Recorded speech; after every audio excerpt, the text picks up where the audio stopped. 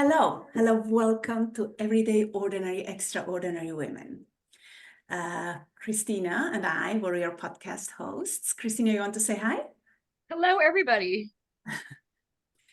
And we were inspired to create this podcast after pondering on this question. What would a world look like where we can be inspired by every person? Like usually we're very quick to compare and judge ourselves and others. And when we do that, everybody is losing. Depending on my point of view, I can either feel small because I come out lacking, or arrogant and dismissive because I feel superior. Those are the only two options.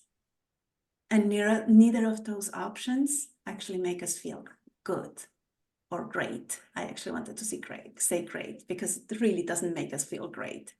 So here's our thought. Someone's everyday normal is someone else's extraordinary. Judgment comes from first impressions. We invite you, the listener, to go beyond first impressions and see the magic everywhere. There's inspiration at every corner, in everyone, if we're willing to look. And today we're here with Giselle. Giselle she's the mom of one of my children's classmates. So I met Giselle, I don't know how long is ago. I think it's like 12 years ago, 11 years ago. And Giselle is from Peru, so she has a lot of fire. She loves to dance. She's a mom of 3. And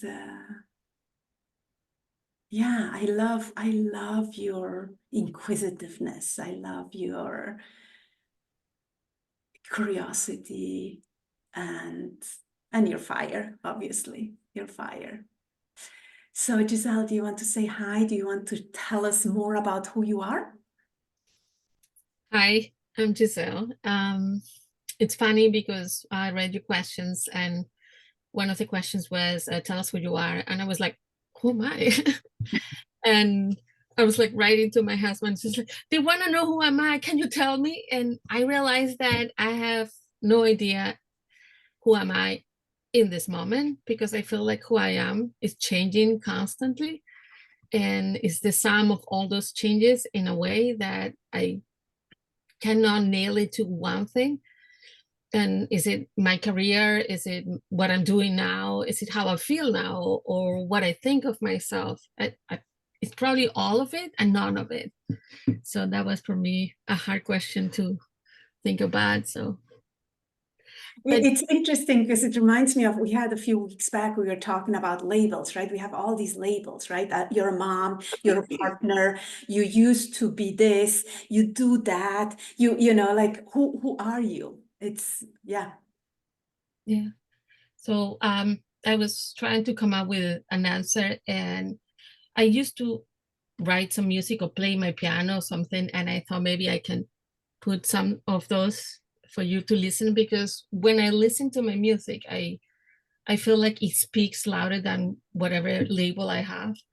And it's just nonsense in piano because I didn't study music or anything, but it feels so to the core of how I feel and who I am.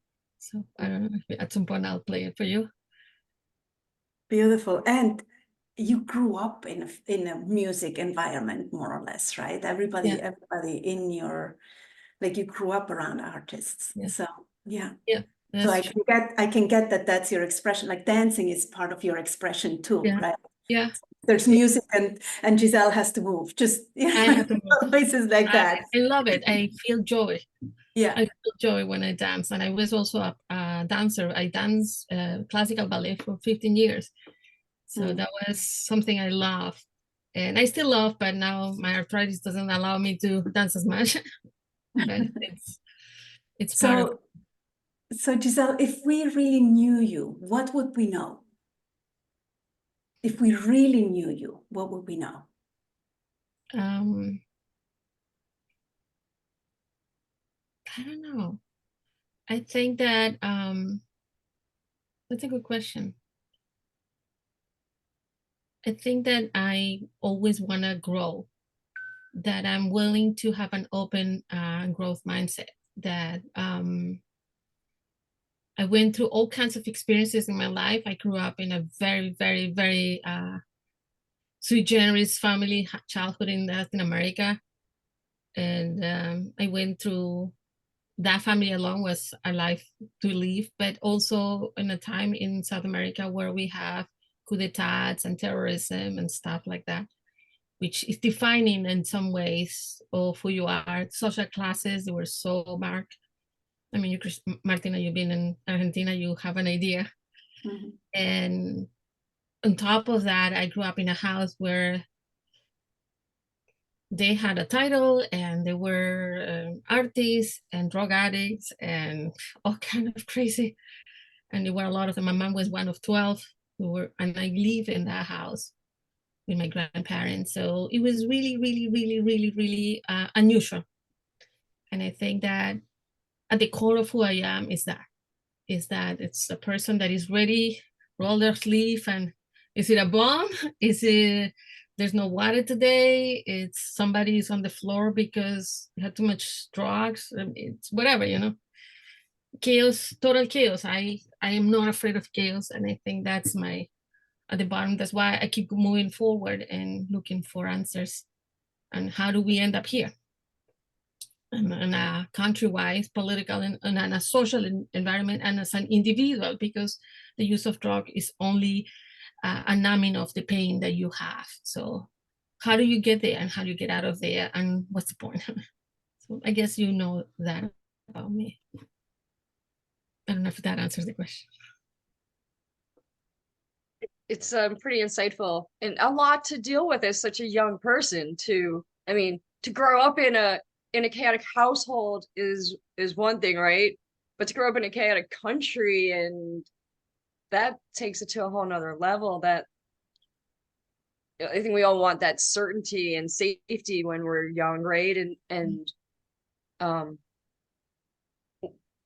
I guess not really having that is possibly why you develop that sense of play and dance and all, like that had to be an outlet for you to escape from not having the safety and security at home. Can you speak to that a little bit more? Like my grandfather was a famous artist. He basically was the director of Bellas Artes, and he did a lot of art, but he was crazy. And my grandmother had a title. She was a Marquise of Lumbrera. So she had this demure that she was, super insightful. Her sisters were college professors, and we're talking 1930s, women in Latin America being college professors. So our conversations in the family was huge tables, and everybody talking about art, politics, philosophy. There was writers, musicians. I have my cousin just passed away in December, the #1 rock star in Lima, and the conversations were always in that nature. But parallel to that life, there was my mom was like always searching for God, and since we were little, she will take us to everything. We went to the Hare Krishna, Guru Maharaj, mental control, you name it. We went through everything, and she will take Patty, my sister and I, little kids, and we basically were given a portfolio of the things that you could look for as where's God. She had this journey of where is God, and I got to see how you can be a priest or a nun or whatever. And in every society, everybody's looking for that meaning of God. And my grandmother she looked for philosophy. She was a good reader, and she will read everything under the sun. And she had a school of arts, and what they did, and I was lucky because I was very close to her, is that she felt that people that do arts in South America, basically for the most part, have a comfortable life. It's a very expensive hobby to have. So she will bring professors, teachers, priests, whatever, and sit and do cheese and wine. And so I helped her with the cheese and wines when I was like 14 and like that. And they would talk about human nature, oral tradition, whatever, and try to feel the students, with something more. And I was lucky. I was in all those sessions, listening to all these points of view and what grown-ups do. But in a way, I was also a child that had no childhood because my mom was always sick. My father was gone. And for some reason, she decided I had to take care of her. This is very common in Latin America. You have children, so they take care of you. So all my needs were always postponed. My birthdays were postponed. Everything was postponed because you have to be nice. Your mom is, sick and she's sick, And so I had to take care of everybody. My father took off when I was probably 11, 12, but he always was in and out. And so from that point on, I was in charge of managing the bills and organizing things because my mom wasn't able to do that. There were days where we had no food, and I live in the fanciest neighborhoods in a private school, and there was no food, but it had nothing to do with anything other than mental health, the inability to manage life and be grounded. I have 2 children, they have to eat. How am I going to do it? She couldn't. She was unfortunately not healthy. And on the other side, it defines you. It defines who you are. You are the caregiver, and how you feel who goes into the back burner because there's always a fire. I remember 3 a.m. getting up with everybody in the house because one of my uncles would come with a gun, drag to the barn, open the door, and he was just insane, insane. And we called the police and the police would come and they want to arrest him. And then my grandma says, no, he's my son. He cannot be arrested. And this is like in a brownstone in Manhattan. This is just so surreal, all the extremes. And then get up in the morning, go to school where everybody's talking about the new car they're getting or the new trip to Europe. And you're like, I didn't sleep last night. Guess what? It was so insane. So it changes everything. Your view of everything changes. And it took me years to realize that wasn't normal. That was not the way things are. But well, that was your normal, right? But not everybody else is normal. That was my normal. I always say that I grew up in ground zero. Yeah, but I'm sure there's people who are listening who can relate that might be their normal too, right? Yeah. So what would you say your superpowers are? I'm sure some of them came out of growing up in that experience. So what would you say your superpowers are in life? Resilience. I think I'm super resilient. I can be knocked out of my horse, but after I cry and lick my wounds, I'm up. I keep going. I have faith in human nature. I know there's life to live and I want to live it, and that's me. And I want to carry as many people with me to the other side, which sometimes makes the journey a little slower. But I do believe in life. I do believe that it's worth living. That's beautiful. It is beautiful. And you do exude that. I think that's exactly why people love playing and being around you, is because it's that passion that you bring to everything you do. And it's that overall passion for life that you have. Yeah. It's beautiful. It's really Sometimes beautiful. it's overwhelming. A lot of people is like, wait a minute, you're running me over. But yeah, I can control it. I get really excited about doing things. And I think emotion is life and it's the opposite of depression. So I'm blessed, I have a cousin because all my cousins have similar experience, not as deep as mine because I was in ground zero. But I have a cousin that does transgenerational healing, family. And we were working together a week ago or so. And we came down to my ancestors and how do you let them go? And I remember, I don't know if you guys remember that we went to the island when we were in the trip, and I went to this church and I have this with Carol, and I have this experience when my grandmother was there and I felt it like a bullet on my chest. And one thing that Carol said that she was asking is she said, let me go, let me go, let me go, let me go. And she was my strongest person. I mean, the person that defined me, the only person that I felt like my compass. And I couldn't understand why. What does that really mean? And this has been 7 years? I've been like baffling. And my cousin tells me, I dreamed with my grandmother, which is both her grandmother. and she was telling me that I was going to do something. I was going to release somebody. And it just happened that we had this conversation a couple of days after. And she says, you need to let her go, and you need to say it like this. And then she says, I see you. I understand you. If I had been in your place, I would have done exactly the same way you did it. And you don't, but this is your story and this is mine. And I'm letting you go. And she was telling me, I mean, she was giving me the lines, and as she's giving me I was sobbing. And normally people that know me until like a few months now, I never cry. It's so hard for me to cry. I always like, okay, let's power through, let's get through it. And it was sobbing and sobbing and sobbing. And I was feeling it. And after we did this session with her, I feel like somebody took a building out of my back. My week after, it has been so easy. And it's not a thought that I had. I was never thinking of her as being a burden or nothing. But somehow I'm lighter. I'm lighter. I'm like, I want everybody in my family to go through this. I wanna do it again, you know. But the concept of because the concept is, if I was you, or if I was in your place, I would have done exactly the same. And I think that challenged all my beliefs. When I see people self-destructing, my first goal is, why are you doing this? But in reality, they're doing what they have to do. The only thing they have to, those are the only options they have at that moment, because of mental health, because of where they are.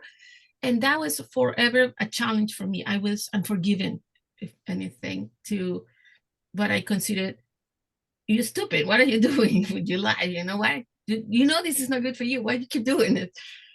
But now I have it's a great point, right? Because it's like we always have options on how to deal, but sometimes we don't see the options on how to deal. So that's the only way to go, right? It's like taking drugs is something that will, it numbs you so you don't have to feel, right?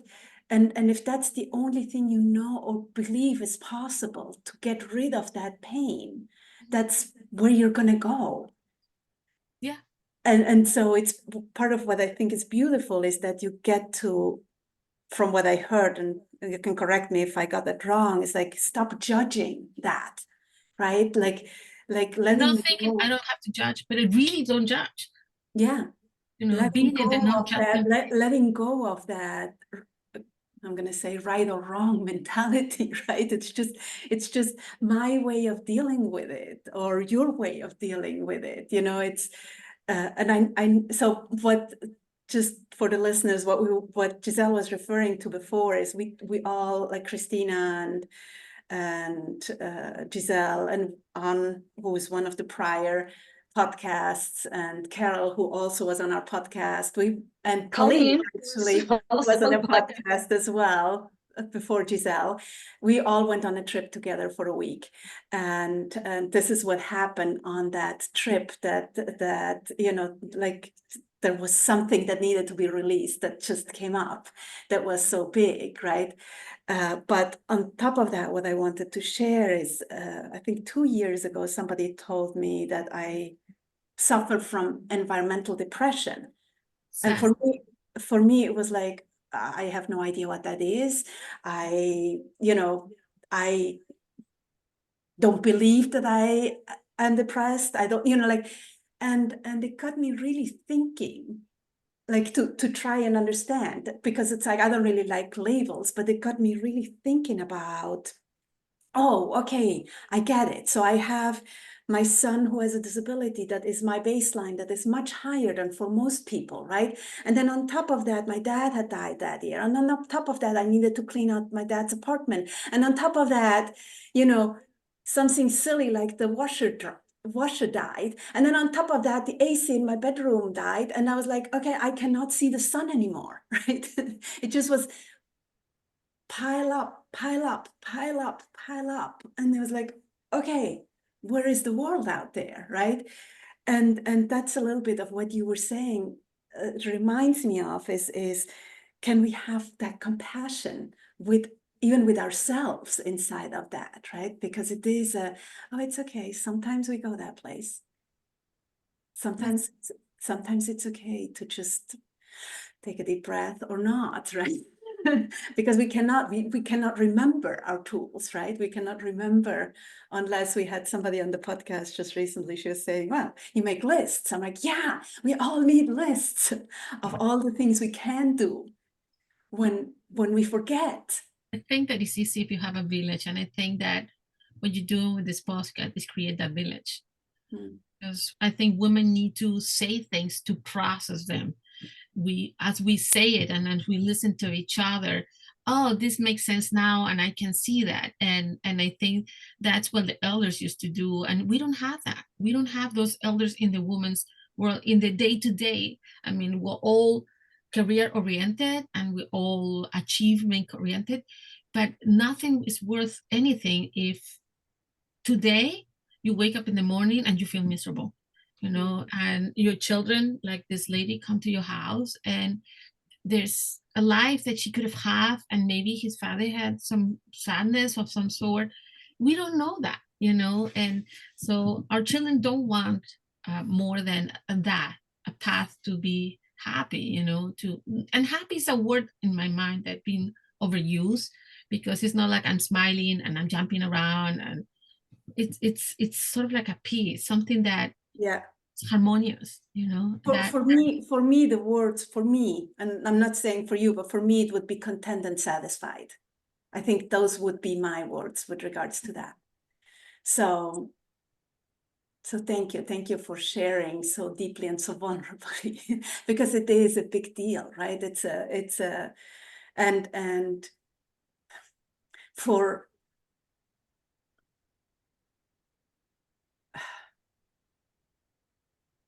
letting people know that it is not normal, but that it happens, right? That we all have our backpacks that we carry with, and we all need to do the work to let go of whatever is there.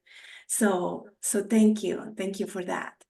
So Giselle, tell us about the time you took a chance for love. And it might not be romantic love, but just tell us about the time you took a chance for love.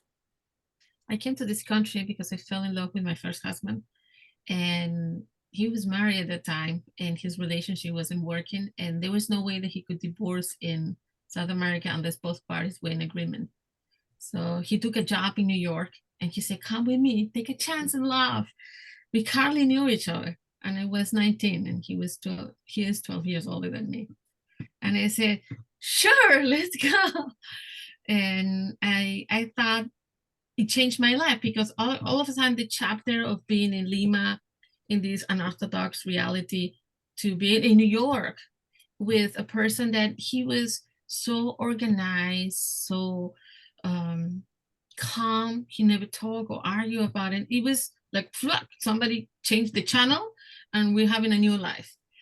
And I came to college here, so it was an amazing thing to have somebody that loved me in a healthy way. And I think that he allowed me to grow in other ways that I thought was wonderful. But New York also changed my life, because when I was in Lima looking for God, I was also part of a Guru Maharaji. So I meditated and do satsang, and they liked to invite me. I was 14 and it was like the kid that can talk.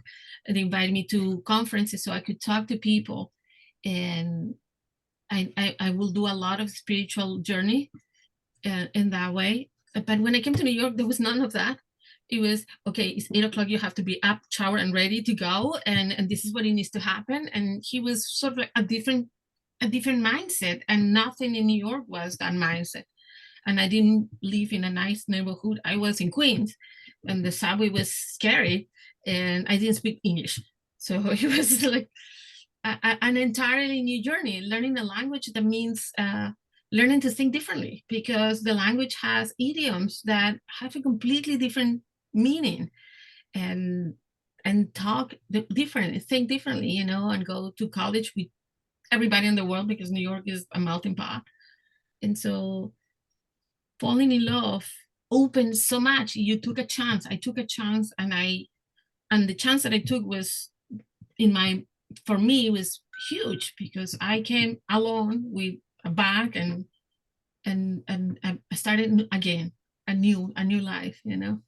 So I thought that was special uh, for me at that time. So I don't know if that's the love that It is whatever you say, right? And at the same time, you also took a chance for love for you because you followed what yes, I you allow loved. myself to let go of the people I had to be carrying forever and give myself a chance to be loved. I think that that's another way to say it. Yes, Mm. absolutely. Mm. That was And you have 2 children I had, from that marriage, so I'd say that it's that's a win-win. pretty, yeah, I'd say so. I mean, it's when I see my life, I see it in chapters. I look back, and every chapter, my parents divorced, so the chapter with them, the chapter with the grandparents, the chapter with when you, my husband and my another country. It's all chapters, and I feel like life is allowing me, and it's a gift because not everybody has that opportunity to start again, clean slate, another place, another thing. You're starting anew, and nobody knows you. You can reinvent yourself, and you don't owe anything to anybody. And I think we still bring some of our demons with us; those never leave. But we play a new game. It's new rules, new games, and I love that. I sometimes when I'm super stressed, is let's pack, let's sell everything, let's go to I don't know India. No, maybe not India, but yeah, let's go someplace where you don't understand the language. There's a beautiful movie called with Scarlett Johansson. What was it? That she goes to Japan. I forgot the name, and she's in this country, and she doesn't speak the Lost, I language. think it's lost in translation or Lost in something. translation, and the value of putting a hole and getting out of this and being able to see it from the outside and how much that allows you to reframe everything. It's sort of like a gift.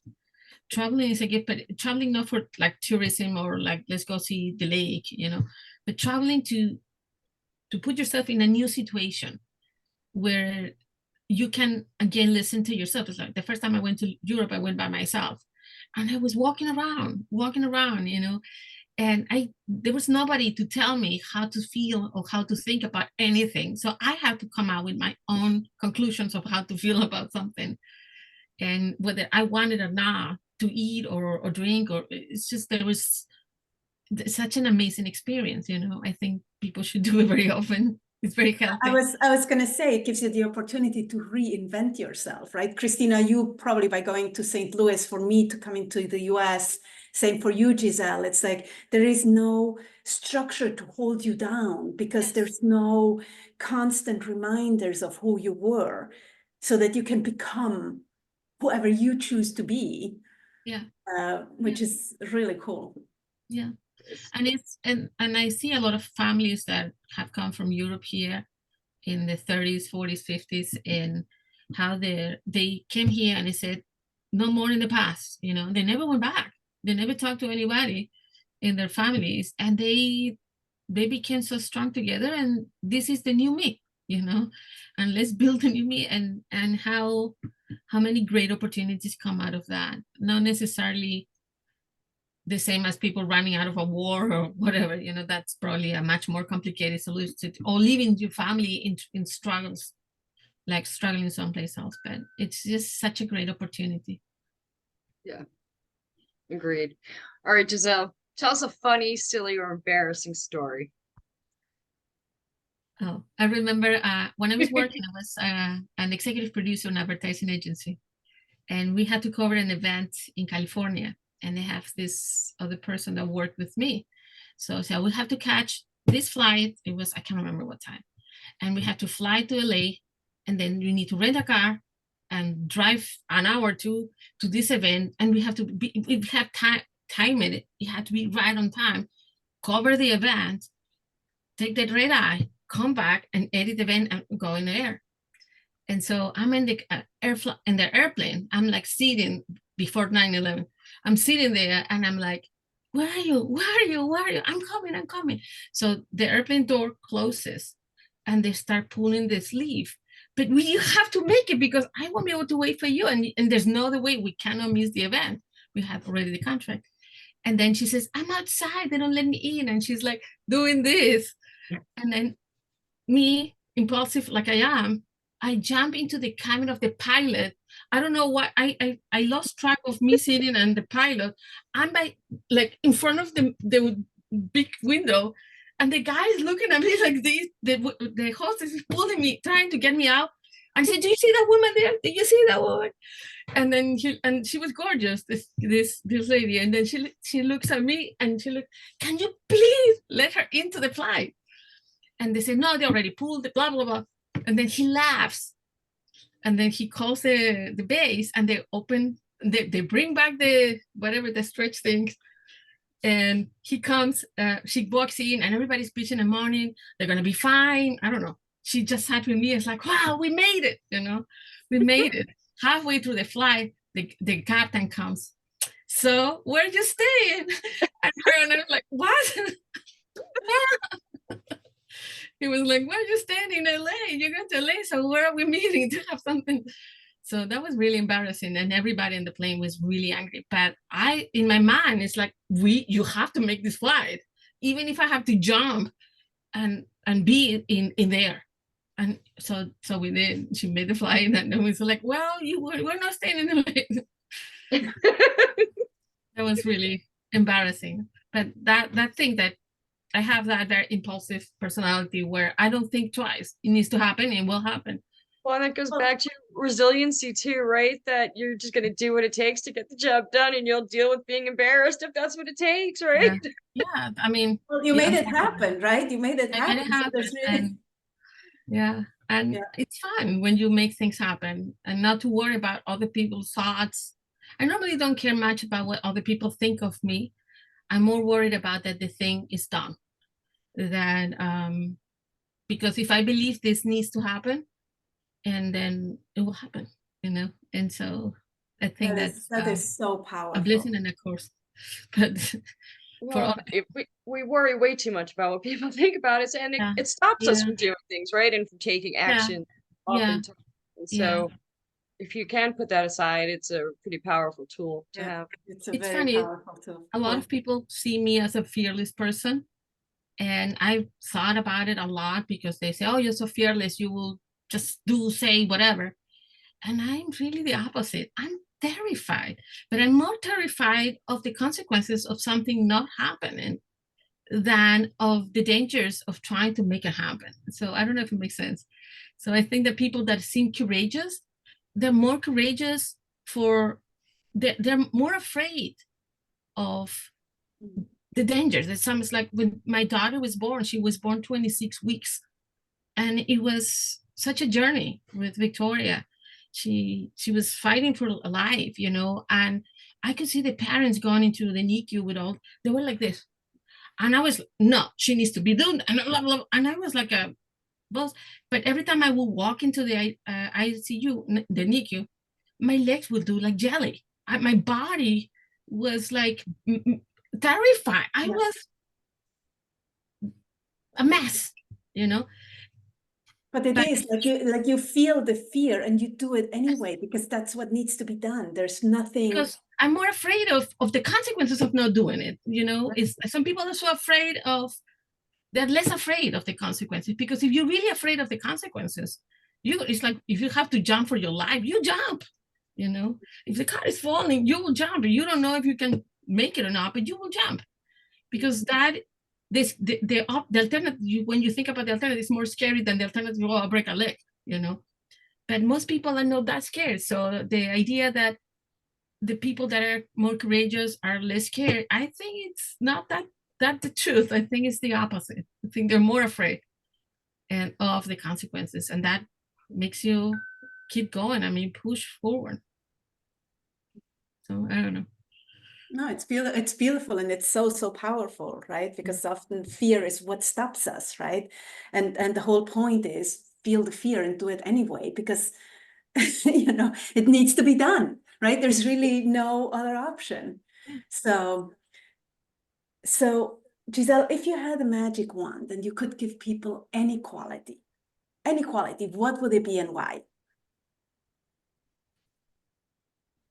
I think awareness for me. I think that when we are aware of ourselves, what we need, who we are, when we are aware of other people, who they are and what they need, we avoid conflict. We are compassionate. We are kind to ourselves, kind to the others. We are collaborate more. And do I need that cookie? You know, where's that need coming from? Do I need to have 20 pairs of shoes? What do I really need? Do I need a person to pay attention to me? You know, what is it? You know, do I need a promotion? Do I need what? But when we know who we are, it's like what you were saying in the beginning, there's a sense of content. And we don't have that. I mean, all the words that we experience now, who is right? You know, both sides are telling their side of the story, and they're both right. There's a truth in both sides, but we're unable to see the other side because we are unaware of where a true feelings are. It's not, I'm not terrified of you. I'm terrified of a change in my whatever life that I have. And if I understand where that comes from, maybe you're not this big monster. Maybe you're just another lost kid in the playground, you know, and we don't understand much. We know a lot with the age of technology. We know everything. I mean, that's my kids, and know everything in different languages if you want to, but we don't understand everything, and we suffer. You know, we suffer a lot because of that. So I wish if I could give something to everyone, would be awareness of your existence, of your breathing, of this moment, of your pains, of your whatever, everything. That's what I think. Beautiful. So Giselle, what fills you up? What recharges your batteries so that you have what it takes to give back and take care of your family and have your passion for life? I don't know. Everything. I think I love connections. I think that I strive. I am not a person that likes to be. I like people. When I get a chance to be in somebody's humanity, when I can connect with other people's humanity, I'm like, I'm it. It's all makes sense, you know, and it could be in random places, you know. I have my neighbors and sometimes they just come with a cake, and it's such a 2 minutes at the door where the person is touching you. There's a connection. I think that feeling connected is what recharges me with my kids, with Mark, with as many people as I can. But I have learned the hard way that sometimes you have to disconnect, and that's been a challenge. But I'm learning to live with that, with the disconnection of people that might not be healthy. So you always think, well, there's a nice person in there, but you have to go through so much crap to get to there.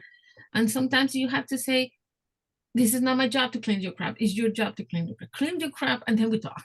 And before I didn't know that, and I was so needy of that connection, that moment where I see you and you see me, you know, and it's bliss. So I would say that. Beautiful. So last question, what are you most proud of? What do you consider your biggest accomplishment?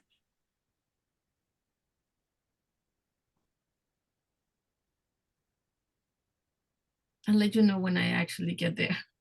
I don't know. I don't know. I think I'm a work in progress. So everything is still in motion. I don't know. But right now, like if you look back at your life, what are you most proud of? The family I created. You know, it's a very unorthodox family, but it's my mind. It's mine. It's my family. So I guess that. And it's a beautiful family. Yeah, I mean, it's not perfect, but good damn is darn good. It's darn good. I think that the fact that they still, this is something that Mark used to say when my second husband, when we decided to build a family, is that we want to build a home where children wants to come back into our home, you know, that they will want to come back and feel that they are home. And so our job is to create that space. And it's not an easy job, and it's a full-time job, but it's the most rewarding that you have. You create that safe space when, you know, you can create those connections. And I think they're still here. So for better or for worse, you know, value that they still want to come home. Beautiful. Beautiful. Giselle, thank you so much for spending your time with us, for being vulnerable and fun and playful, and sharing your unorthodox life with us. We really enjoyed having you. So thank you for being here. Thank you everyone for listening. If you loved what you heard today, please leave us a message, reviews, share with your friends, and please remember, you are extraordinary. You rock. Until next time, have a wonderful day. Martina? Bye for now. Bye.